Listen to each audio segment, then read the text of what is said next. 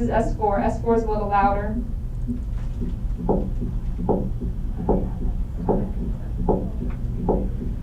But you can imagine if you had that in a patient who's tapping away at 100, you might think the sounds are kind of blending into each other, okay? This is a split S2, so essentially inspiratory.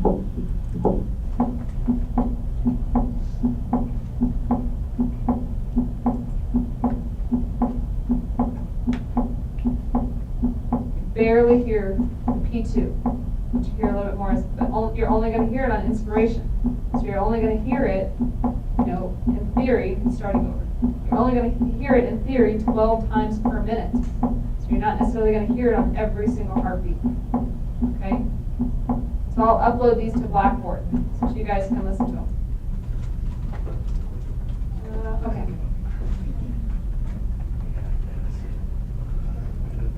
All right.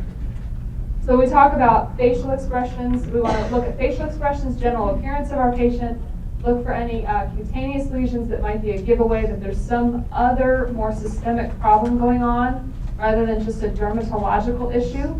Remember, for your next OSCEs, pulmonary, eyes, derm, and ENT are all fair game. Okay?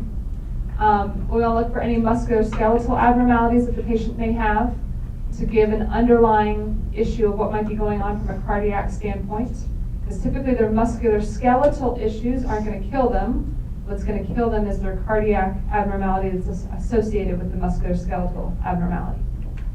Do they have any cyanosis or clubbing? Remember that clubbing is a prolonged problem. Okay, so people have to typically be hypoxic for a long time to have gotten that. Or I shouldn't say hypoxic for a long time, have chronic hypoxia. A little bit of low oxygen over a long period of time to typically get the clubbing of fingernails. Whereas your cyanotic patients, if they're peripherally cyanotic, they might just be stealing a little bit more blood flow, whereas if they're centrally cyanotic, certainly more fatal. Okay? Always make sure that those provide evidence or kind of clue you into the presence of underlying heart disease. So these are going to be some of the conditions that we talk about next week with regards to abnormalities: Marfan syndrome, Turner syndrome. We're going to look at scleroderma. We're going to look at ankylosing spondylitis, acromegaly. All of these things on dead giveaway when the patient walks into your office or you're seeing them in the ER, you can be like, that's not normal, okay? But why is it not normal, and what's the cardiac ramifications of it, okay? We talk about skin and nails. So again, when we look at the color, we're looking for any type of cyanosis. Remember, when we talk about central cyanosis, we have to deoxygenate 5 grams of our hemoglobin. So if you decide to go practice in the Alps, maybe one day we'll have PAs in Switzerland. That'd be cool. But if you decide to practice in the Alps, somebody might become cyanotic. They might turn blue, and yet their hemoglobin, because they are at a higher altitude, is 21, right? And so they are still at a hemoglobin of 16, adequately perfusing their end organs. Conversely, if we have a patient who has cancer or they have horrible anemia, and they only have a hemoglobin of 8, and they have to desaturate 5 grams of their hemoglobin down to 3, they will be dead before they are cyanotic. Okay? So cyanosis is something to look for. It's almost always going to be bad, especially when we talk about practicing in the continental United States. But it's all in the context of your patient. Don't just be like, well, they weren't blue. Well, they're dead now. Okay? Because they only started with a hemoglobin of 8 or 7 to begin with. So you always have to look at it in the context of your patient. We talk about peripheral cyanosis. So this is increased oxygen extraction of the tissues. So anxiety, cold temperature. Sometimes people will become blue. Sometimes people will just become pale. There's a phenomenon called Raynaud's phenomenon where people actually get really, really pale. They get cold fingers. They won't necessarily get blue, but sometimes that also has a more autoimmune systemic ramification. So you want to look at those patients. Again, clubbing, we're talking about changing the angulation of the nail. Typically we talk about that being a more prolonged chronic hypoxia. It's not the patient who sits with an oxygenation of 60. It's somebody who's sitting forever with an oxygenation of 90, okay, or 92, and they're a chronic COPDer. Sometimes you'll see it in your lung cancer patients, but typically you see it more so in your COPDers. You will also see it in somebody who has congenital heart disease, Okay, so a problem that they've been born with and grown up with of an underlying chronic hypoxia, they'll develop clubbing as they age. Remember, toenails and fingernails take like forever to grow back. So just think how long it takes them to return. It takes like several months, just by the way. Is how long clubbing will at least take to get there. Exothymia, so these are abnormal collections of essentially cholesterol. So we look at hyperlipidemia in these patients. We know that hyperlipidemia is an underlying cause for all sorts of lovely changes to the heart, primarily changes to the vessels. So it puts those patients at increased risk for myocardial infarction. So we're looking for these abnormal deposits to primarily be along the extensor surfaces. So you'll see them along the knees, you'll see them along the Achilles tendon, sometimes on the hand. I've seen them mostly on the posterior aspect of the lower leg, right along the Achilles tendon, and people will just be like, oh yeah, I got some bumps back there. It's more than just bumps back there, okay? It's indicative of what's going on systemically in that patient. We talked about this last week or a couple weeks ago. We talked about the eyes. So that abnormal gray-white arc around the eyes, that can be normal in your older population. You should not be seeing this in your younger population. Again, we're talking more about the hyperlipoproteinemia. So if you just see that in your patient and they don't have really cool contacts in, okay, you got to be like, what's going on from a cardiac standpoint to cause that abnormality that you're seeing just on their eye exam. And again, this is something that you're just looking at the patient. You aren't really like, am I inspecting the sclera and the conjunctiva? You know, you're not really inspecting the patient at that point. You're just talking to them in clinical exam, getting that history, and you're already thinking, those eyes look funky, okay? So what does that mean in terms of the cardiac ramifications? Talk about the chest wall. So they can either have it caved in, or they can have what's known as a pigeon chest. Either way, the sternum is essentially displaced. You will get either abnormality in Marfan syndrome, believe it or not. So we'll talk more next week about Marfan syndrome. Key person to always think about and kind of keep in the back of your head with Marfan's is Abraham Lincoln, okay? You know, he was a cool dude and all, truly. Had he not been shot, probably wasn't going to live that long, because people with Marfan syndrome typically don't, okay? They typically die from coarctation of the aorta. But you can have those abnormalities. You want to observe chest wall movement with respirations, making sure that they're not tachypnic, making sure that they have a normal rise and fall to the chest wall, making sure they're not using any accessory muscles when they're breathing. Then we talk about symptomatology that patients will present with regards to cardiac issues, and do they have any underlying heart disease. So these kind of run the gamut. Everybody loves fatigue. Fatigue is pretty broad, right? But shortness of breath, chest pain, edema. It's always nice when they come in and say they have chest pain, okay? But some people may say chest pain, and what they really mean is reflux, a little indigestion, okay? That they need to take Maalox for. They don't need to have an entire cardiac workup. Dizziness, palpitations, and syncope. So we'll talk about each of these individually. Versus somebody who has signs and symptoms on physical exam of cardiac abnormality. So that's jugular venous distension, somebody who has a cardiac murmur, somebody who has abnormal heart sounds, so that patient who does have S3 and who's 90, okay? Patient who does have S4 and shouldn't, because we're worried about dilated cardiomyopathy in those patients. If they have cyanosis, that's bad, okay? They should not, in Florida, be sitting with cyanosis in your office. They need to be sitting in an ED somewhere, okay? Or they have some type of rhythms disturbance. So you guys have an entire course on EKG and reading EKGs. I think that actually comes next semester. But with regards to looking at some abnormalities, we'll be able to do that on MEDI also. So you'll start to be able to see kind of the ECG, EKG ramifications of cardiac arrhythmias. So again, we look at ECG. You can call it ECG or EKG. Some doctors hate that we use EKG because we don't live in Germany. There's no K in echocardiogram. But AKG kind of is stuck, you know. Echocardiogram is basically an ultrasound of the heart, so it gives you a good indication of the size of the heart and the true function of the heart, and chest x-rays. So chest x-rays are down and dirty. They give you a nice indication of the size of the heart as well. So again, when we look at an ECG or an EKG, if we suspect right or left hypertrophy to the heart, so an enlargement, or think of hypertrophy as just being fat. Doesn't necessarily mean it's dilated, it just means the wall of it is typically fatter than it should be, and because of that, it's not functioning properly, okay? So you can actually typically see that on an ECG for these patients. So when we're worried about right or left ventricular hypertrophy, we want to think about pulmonary hypertension. These are in your older patients. Pulmonary hypertension, severe pulmonary stenosis will do it. Systemic hypertension that has gone on forever and been untreated. And again, that is not somebody who's sitting at 150 over 100. That is somebody who's sitting at 220 over 110 and walking around thinking that life is grand, okay?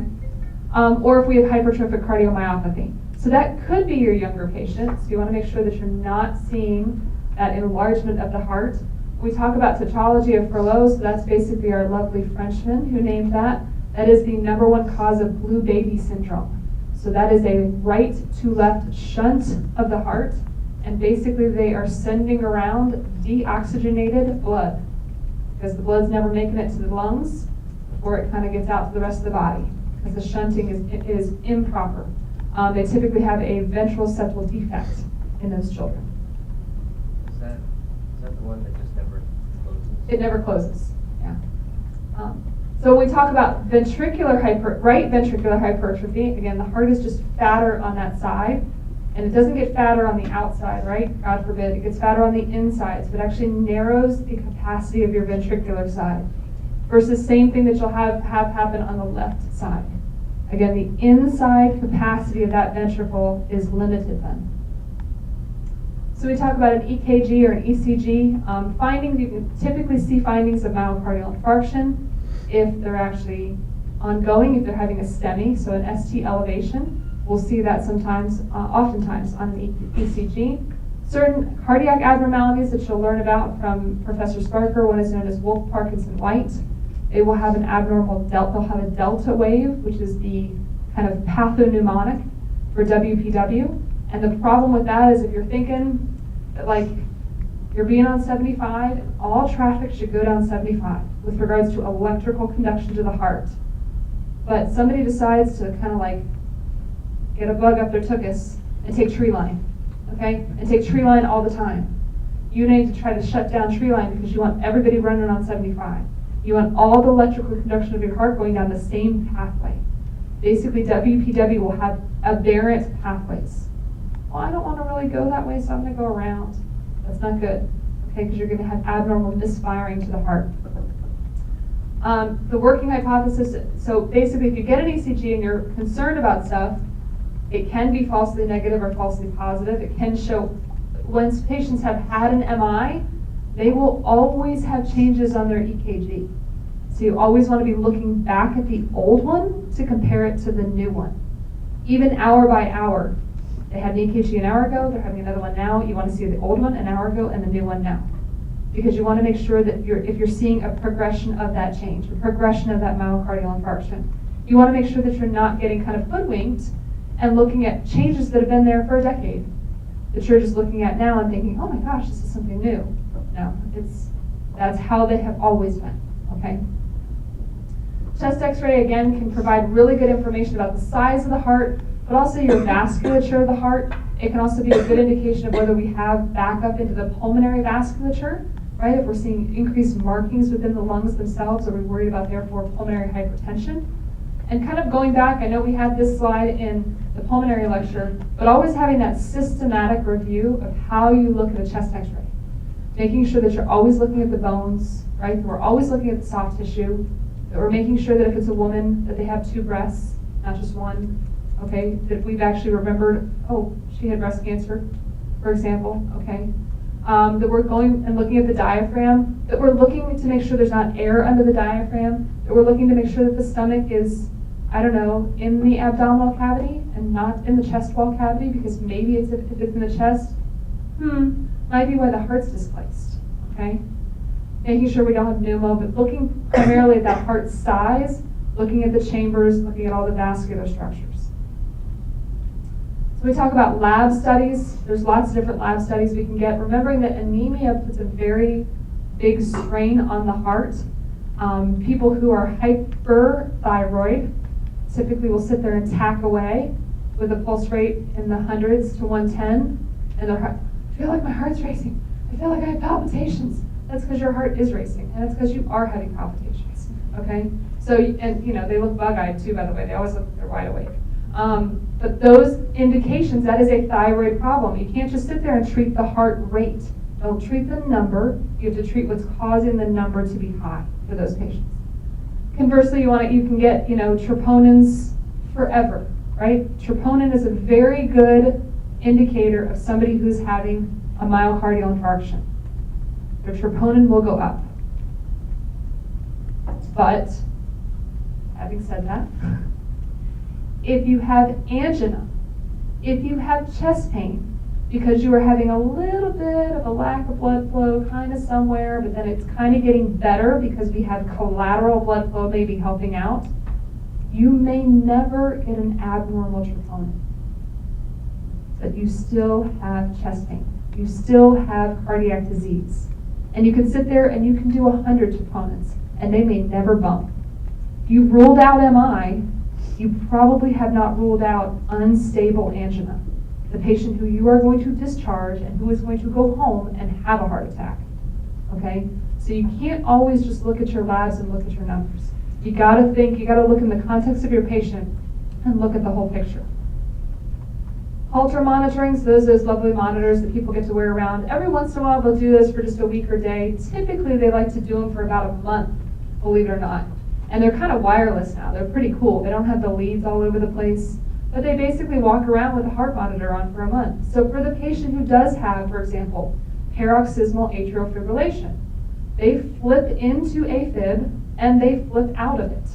And typically women will know when it's there and when it's not, because women will appreciate palpitations a little bit better than men.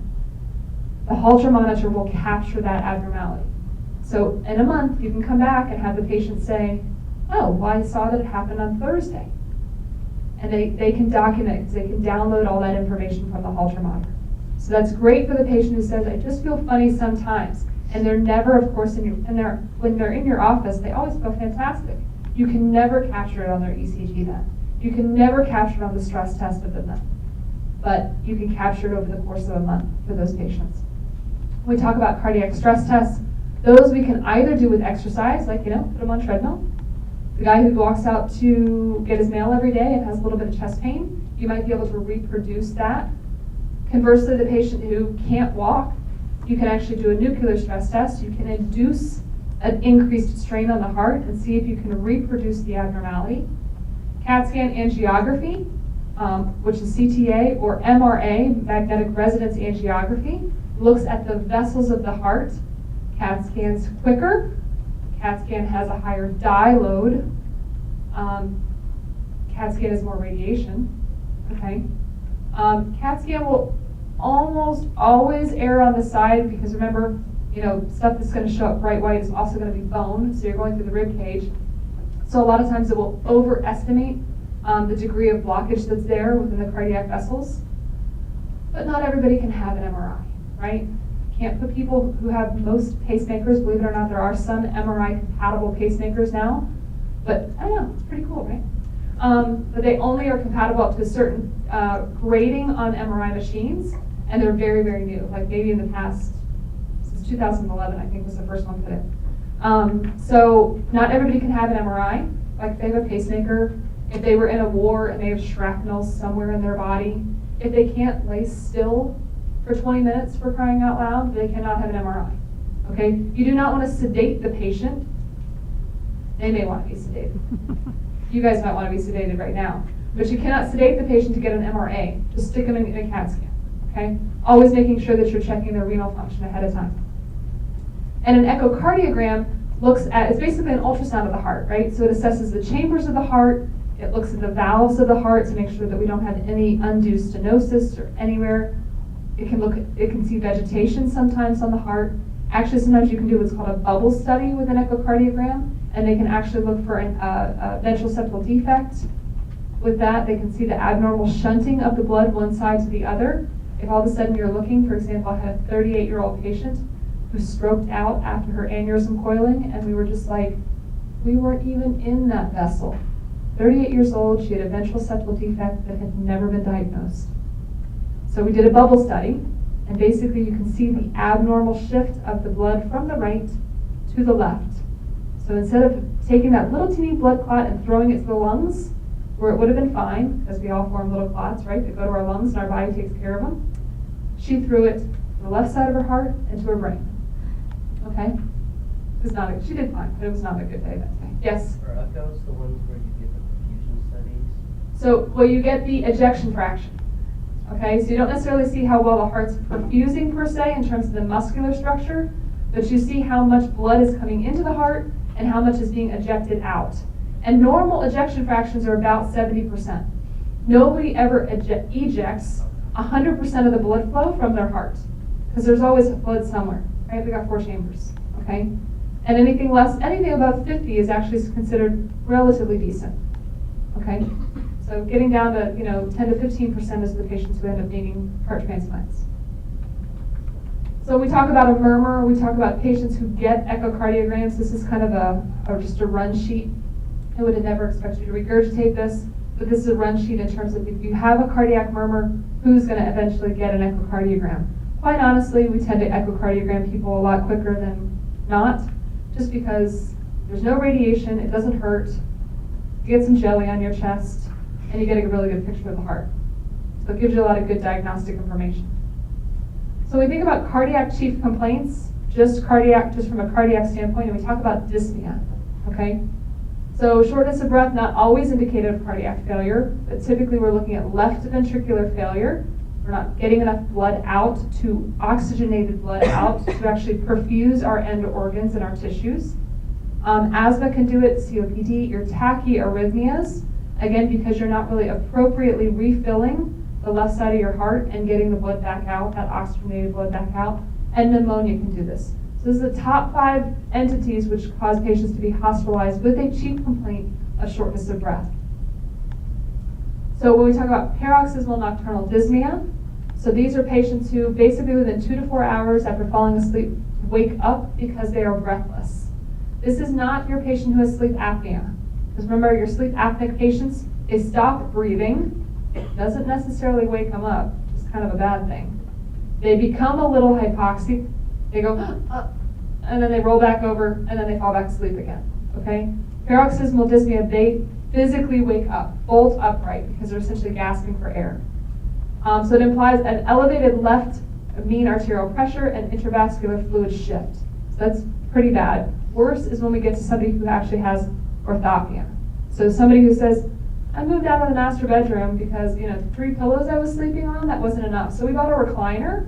When people start buying furniture, that's a problem, okay? let's just say that flat out. When they have to buy various pieces of furniture because of their medical issues, we rented a hospital bed. I've heard that before, okay, because it elevates. So that's always an indication that things are getting worse at home, typically.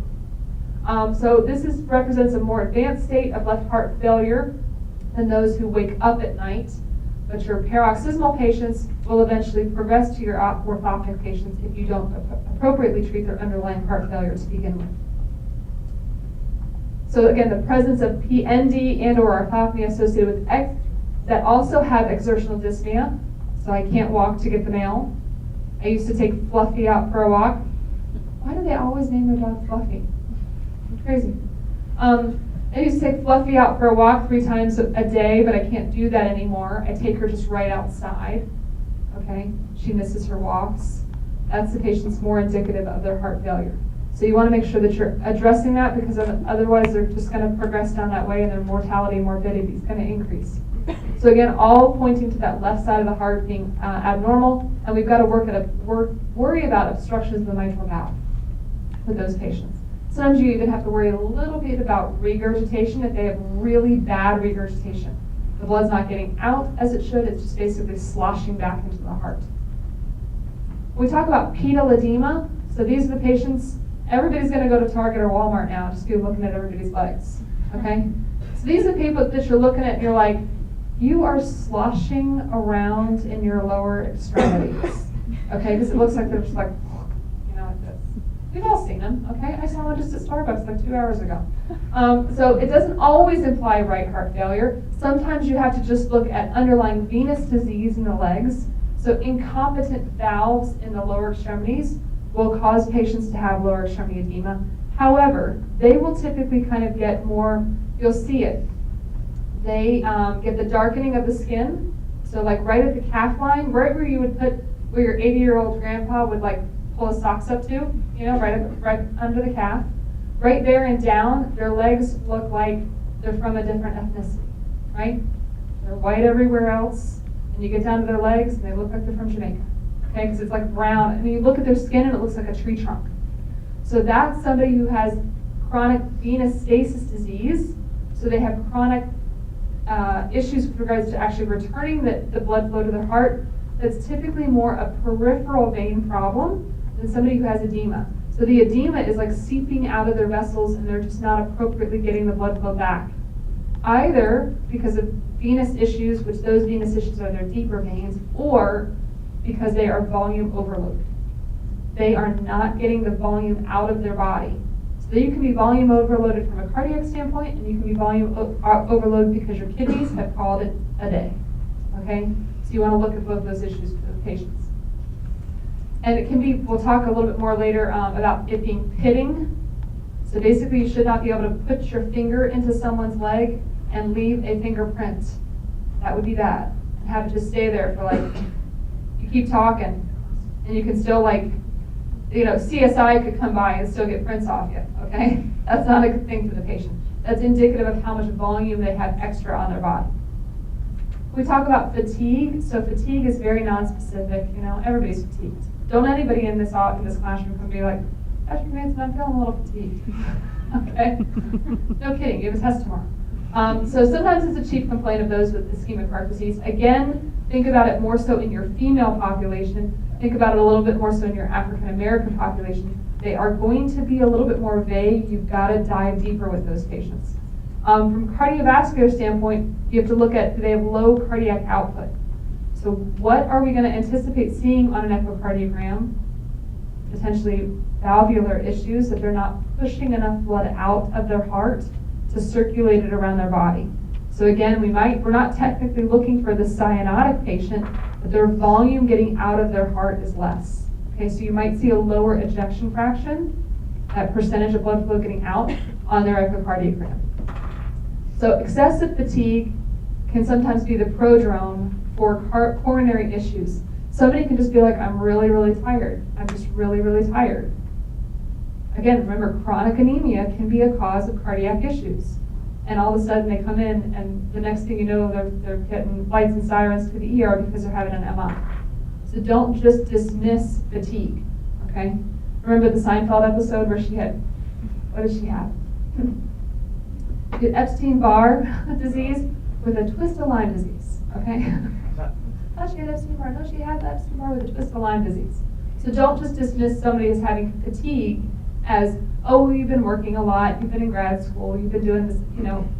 Listen to your patient. If there's a reason why they're finally presenting to you with fatigue, something else is going on.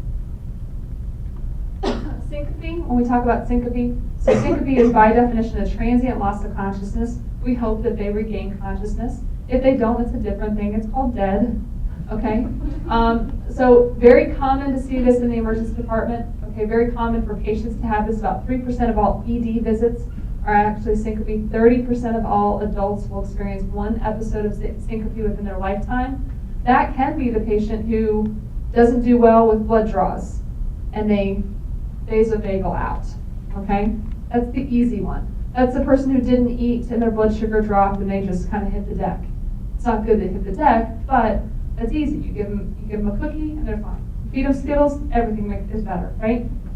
We have 50% of, 50% have identifiable causes on their first episode. So it can be a vasodilator issue, right? They can just kind of, I don't like needles. They go out, okay? It can be an orthostatic hypotension issue. They stand up and they're elderly and their heart rate and their blood pressure do not accommodate and they tank. They hit the deck, right? So when we sit up and stand up, some of the times those patients just need to stand there for a minute before they decide to take off, okay? Conversely, it can be your patient. Orthostatic hypotension is one of the common side effects for your elderly patients that you give them Flomax, for your boys who have benign prostatic hypertrophy, if you do not tell them that if you give Flomax, they are going to, and they stand up to go pee at 3 o'clock in the morning and they don't take a minute, they are going to be on the floor peeing, okay? Literally, because they will hit the deck, because orthostatic hypotension is one of the common side effects with that drug. But they can be cardiogenic in nature. And the patients who do have a syncopal episode and an underlying cardiogenic cause have the worst prognosis long-term when you actually do identify, when the presenting complaint is they passed out. Syncope is just another thing that they passed out, okay? This wasn't one too many beers, although sometimes it is, right? Maybe we've all now been there with our one episode in our adult lifehood, right? Okay, so cardiogenic, we're talking about mechanical or an arrhythmia. When we talk about mechanical, typically aortic stenosis, pulmonary stenosis, something where we're not getting enough blood flow around, right? We're not perfusing end organs, i.e. our brain. So when we don't perfuse our brain because our heart's not working properly, the reason why we hit the deck is because then everything is at the same level, right? The only place where your body has to fight gravity to perfuse an organ is the noggin, right? Everything is south. Everything else is with gravity. So when 25% of every heartbeat in heart volume goes to the head and you aren't putting out enough blood, your brain will ensure that it gets blood. And the only way that it does that is it gets you flat, okay? If they have an arrhythmia, so sick sinus syndrome, if they have VTAC, supraventricular tachycardia will do it. You'll learn about these next week. An AV block, so an abnormal conduction to the heart, will sometimes cause you to have a syncopal episode, and that might be their presenting sign and symptom, okay? Usually, when they have cardiogenic, they don't have the normal prodrome. So we've all kind of had that time where, well, I have, maybe because I ate too much candy, you know, where you're like, their blood sugar's a little low, you know? And you kind of feel not so good, you feel a little sick, you feel like you're gonna pass out. That's different than somebody who has a syncopal episode from a cardiogenic standpoint. Those patients hit the deck. When somebody goes into VTAC, ventricular tachycardia, they don't feel like, I think my heart rate's speeding up. I do appreciate an abnormality to my rhythm. And then they hit the deck. They go to VTAC, they go to VTAC. Okay, 1 minute they're normal, the next minute they're not. And then the next minute they're D, they're dead. Okay, so I'm very melodramatic today. Okay, so lots of patients who have syncopal episodes will fall. So regardless of the cause, whether it be their blood sugar was really low and they actually fell and hit their head, or they felt like they were going to pass out and nobody could catch them, or if it was cardiogenic in nature, the majority of these patients do dictate a CT of the head, just to make sure that they actually haven't caused an intracranial abnormality. We talk about palpitations. So again, typically your women will appreciate palpitations a little bit more. So for your patients who do have paroxysmal atrial fibrillation, meaning that the atria is just ticking away, usually at about 400 beats per minute, sometimes only 300, but usually upwards of about 400, which, by the way, the atria can actually sustain that for a little while. But if it's paroxysmal, meaning you're going into it, and then you're coming into a normal sinus rhythm, and then kind of, 3 days later, you go back into it for about 15 minutes, because those patients don't go into it and stay in there for a long time, typically flip right back out of it. Women will appreciate the palpitations. Another thing people will appreciate as palpitation is premature ventricular contractions, which are pretty common, actually, and premature atrial contractions. So an atrial contraction that is not followed by a ventricular contraction, ventricular response, or conversely, the ventricle that just decides to say, I'm going to pump out some blood. We'll see. I'm really not full yet. I'm going to pump it out anyways. Okay? So those will be perceived as palpitations by the patients as well. If they're ongoing, you can pick those up on EKG. So basically, if they immerse their face in cold water or they cough, it typically will stop premature atrial tachycardia, so they can usually halt it.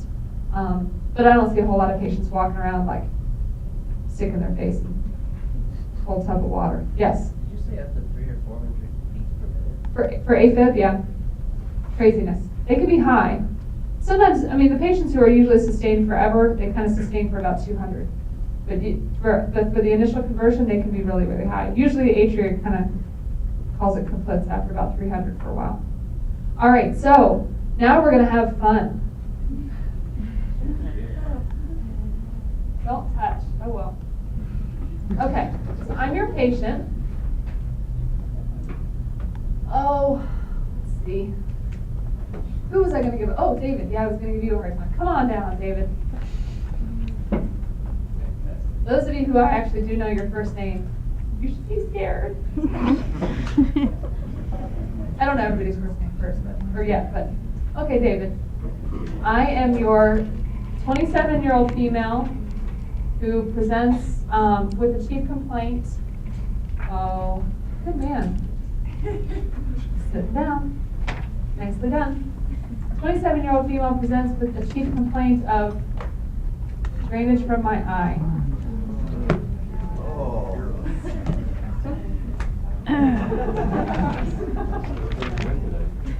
This nastiness from my eye. Like about a week ago.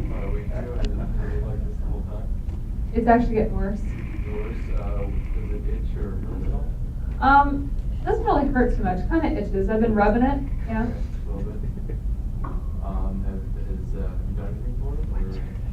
Came here. Came here? Yeah. Okay. No eye drops? No. Okay. Do you get anything in your eye at any time? Not that I remember. Did you get hit in the eye? No. Megan, you're next. Oh, good. You're done. Okay, cool. Somebody's going to present at the end, so I suggest you guys pay attention. Do you have any blurry vision? No blurry vision, No double vision. How does like tinnitus have to do? Not really. I mean, I've still been able to drive and stuff. Is it uncomfortable? It hurts. Not really. It just kind of itches. It doesn't. Not pain, I guess. No. As far as itching, do you want to like scratch your eye out? Not scratched out, but I keep rubbing it. Yeah. Okay. Have you taken anything? No. No. Any events that you remember that maybe have led up to this? Nothing I can think of. Anyone at home or which occupation? I'm a stripper. Told you I was gonna make this fun. Oh yeah, I'm sexually active. Sometimes. Abby, you're next. You knew where to Huh? I was going Austin, get ready, you're next. That's why I said, are you sexually active? Do you use protection? She's sexually active. Are you healthy otherwise? Any other? Oh yeah, very healthy. Okay. Have you ever been hospitalized or had any surgeries before? No. Okay. Any allergies to anything? No. No medications, no environment allergies. No, those are bad. Um, They cause cancer. do you take any medications on them? No. Vitamins over the counter? No. You say you work with a stripper and you're sexually active. Do you live alone? I guess you could say that. Do you share a bed with another person on a regular basis? Not routine.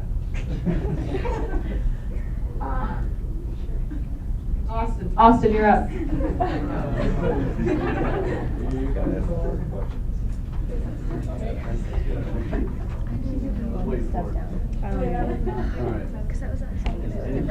Anything unusual happen on set? No, I was working my normal shifts. Working your own shift? Anything different happen on that shift?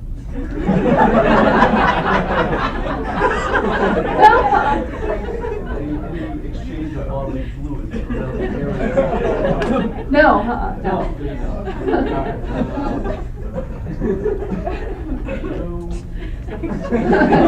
lovely. Itchy. Does it affect the other eye at all? No, No, I threw away all my mascara because I was worried. Have you, And I took off my eyelash extensions. any changes in vision? No. You wear glasses or contacts? I normally wear contacts, but I've been wearing my glasses lately because of this. When initially onset, did you have contacts in? Yeah, I did. I took them out. I threw those away. Any other associated pain? Now that I kind of got this thing going on, too. Can you take a look at that? It's on my hand. Okay. It's on my right hand. Ecta, you're next. You're done. Done? All right. So get on down here. Is it on the right eye or left eye? It's the right eye. Right eye. How long has it been open? This started about maybe a day or two after my eye thing. Yeah. Is it worsening? It's just not getting any better. Is it okay anywhere else? No.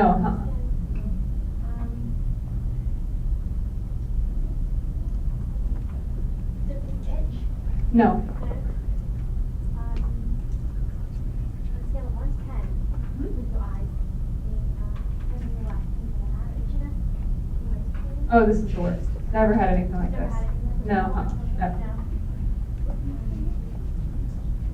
Trent, you're next. Yeah, great. Go, Trent, go. Alright. You said this is on your hand. Yeah. Have you been outdoors at all recently? Doing any outside activities? My job keeps me pretty busy. Do you have any pets or animals or something? No. No. You said this showed up 2 days after your eye. Right? Yeah. Were you rubbing your eye a lot? Yeah, probably. Yeah.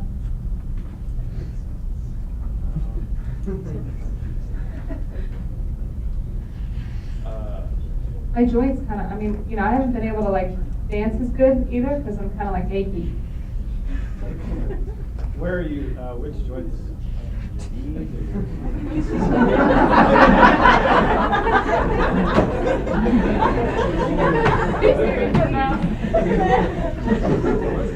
Cohen. Do you recommend that we spin on the chair? No, yeah. For spinning on the chair while examining the patient is probably frowned upon.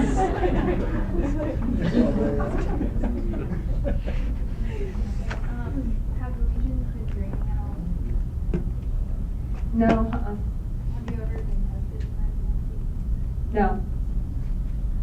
Can you have her speak up a little bit? She asked if I was tested for any STDs. I said no. And she asked if the lesions on my hand were draining, and I said no.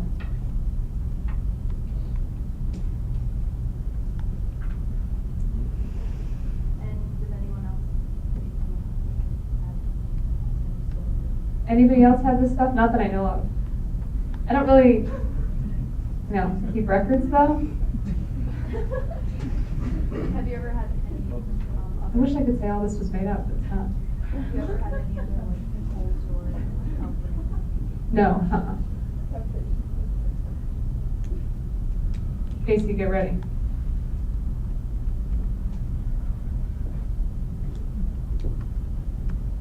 no other medical? No other medical problems.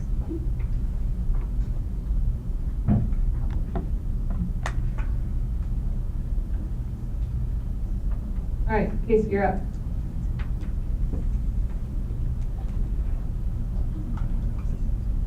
Anybody kind of think what they know is going on? Yeah. What's your sexual preference? Nicely done, male. Very good. First person to ask that. Sexual preference. Do you have a sore in your genitalia? There you go. No. Do you check? Well, I haven't seen anything. Okay. How many partners have you had in the last month? 3. Okay. Have you ever lost your contact in your eye before? There was a contact? No, I was able to take it out. Yeah.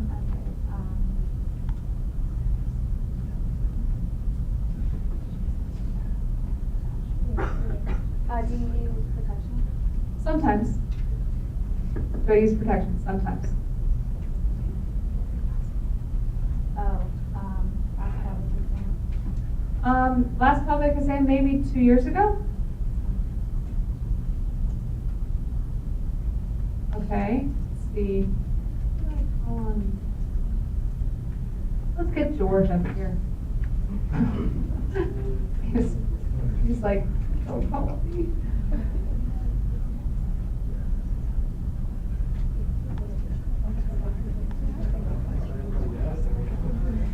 My joints hurt. A couple days ago. A couple days after my eye and my hand. I felt hot, yeah. Now that you mentioned it, I had to change the sheets a little bit more. Okay, so, night sweats, fevers, Yeah. chills, Yeah. fatigue, malaise, Yeah, kinda. any other associated symptoms, cough, I haven't been coughing.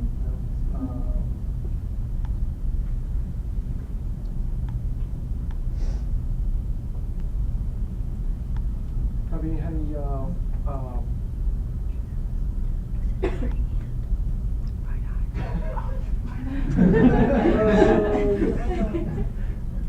so your last public exam was 2 years ago. 2 years ago. Do you do any self-exams?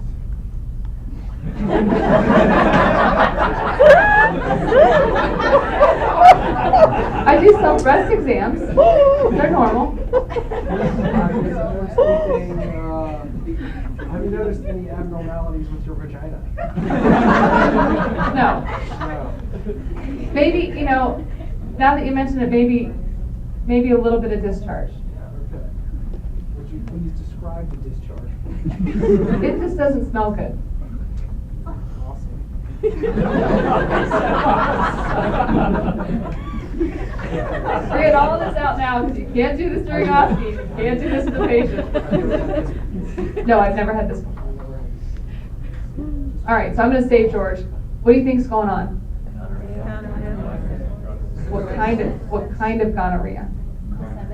Disseminated gonorrhea, right? So they will self-inoculate their eye. They will get septic joints. They will have cutaneous manifestations of gonorrhea. What's gonorrhea's BFF? Chlamydia. Okay? So empirically, you got to treat for both. So Bob, come on up here and present the patient to me. Yeah.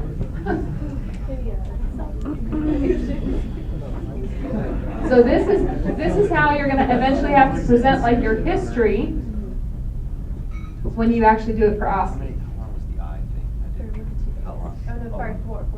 4 to 5, yeah.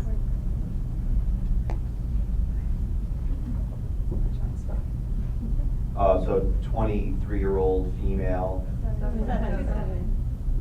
Maybe younger, I'm okay with it. I made myself younger for crying out loud. So a 27-year-old female who presented today with a complaint of eye itching. She complained of discharge from her eye for 4 to 5 days. She denied pain, she denied vision loss. A day or two later developed a hand rash. And she also complained of vaginal discharge, arthralgia, and chills and fever. She has no past history, no meds, no allergies. Oh yeah, multiple. She's had multiple sexual partners, and at times has had unprotected sex as well. Her last pelvic was 2 years ago, and Well, you wouldn't say she's a stripper, right? You would say she's Got it, get it. I would say she's a high-risk occupation. That's kind of a nice way to say. She gets around. You could say, yeah, you could put it in quotes. If that's what she said, you could put it in quotes, okay? so the patient has a high-risk occupation, and we're going to do a differential now. So like on physical exam, you would just say, she's slightly febrile, she has this purulent drainage from her eye. Every time she says to wipe it away, it gets worse and worse. She also has some cutaneous manifestations. She was noted to have some redness on her right knee. When I did feel it, it was slightly warm to palpation, no decreased range of motion there. You don't have to say heart and lungs were normal. You don't have to say all the normal stuff. But you always want to give your pertinent positives on your clinical exam when you're giving physical findings. okay?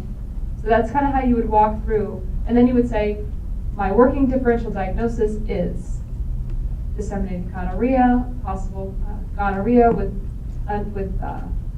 overlying chlamydia. You could say something like, conjunctivitis with separate septic joint, because it could be two things, right?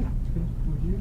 Yes. Would you have taken secondary syphilis off of your differential already? I mean, it seems like that could be possible. So syphilis, so the first sign, primary syphilis presents with the chancre, right? So it presents, and the reason why people don't get treated for primary syphilis is because it is painless, okay? Secondary syphilis should always be on your radar when you're looking at a rash and you're like, okay? It doesn't kind of fit a specific pattern. You're kind of like, well, is it herpes? Is it this?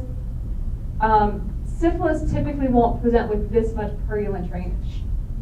That's the difference. So they typically will present with a different rash that's kind of weird, you know. And the nice thing is syphilis hasn't learned how to get around penicillin just yet. Yes? So a chancre is a pathognomonic lesion to syphilis, and it kind of looks like a little indentation. But a lot of people, it's typically in men, it's typically on the genitalia, but it's typically painless. So people will be like, well, I won't go see the doctor because I'm just hoping it goes away. And it does, and it doesn't hurt. Okay, so that's why people usually don't. Yes? It's possible for a female to have this in an area, like on the cervix or something too, right? The chancre? It is, it is. You can't see it. Yeah, you can't visibly have it on the outside, correct. So the reason why I gave you this lovely diagnosis is because I was listening to my sexually transmitted infection disease lecture this morning while I was swimming, and she was talking about, I listen to stuff while I swim, and she was talking about disseminated gonorrhea, and I was like, yes, I'll give him that one, because it's got an ocular, and it's got a dermatological manifestation of the disease, and the patient may not present with vaginal discharge. They might present because their eye is the problem. But if you don't treat the underlying, again, it's like the patient's still going to come in and say, but what are you going to do about my eye? Well, I'm going to give you a gram of Rocephin in your tush, is what I'm going to do, okay? And they don't but when you have disseminated GC, you got to treat them typically for 10 to 14 days. So these people get really, really sick. And typically they have, some of these people, so the other thing we talked about today with ocular stuff was important always to ask about wearing contacts or wearing glasses, right? Because some people who wear contacts can get a pseudomonal infection of their eye, which just makes me want to cringe, right? But those patients who get a pseudomonal infection from contact lens wearing in their eye, they almost sometimes have to be hospitalized to have IV antibiotics and continuous washout of the eye. So it's not just like your normal run-of-the-mill bacterial conjunctivitis or, hey, it'll get better. Like those patients are really, really sick. Okay, yes? Are you gonna give this person the gram of Rocephin and then like 10 days of doxy or 14 days of doxy? Or? You can do just that. You can give them a shot of the tush, gram of Rocephin or ceftriaxone, and you give them doxycycline. The thing you gotta watch about doxycycline is it's just kind of changed in terms of going from all the generic companies got bought up, and the prescriptions are really, really expensive. Oh. Scientific. So the manufacturing is a little bit kind of off. Sometimes not doxy. Did I effectively creep everybody out for a Tuesday afternoon? You're welcome. David, you're shaking your head no? I get even.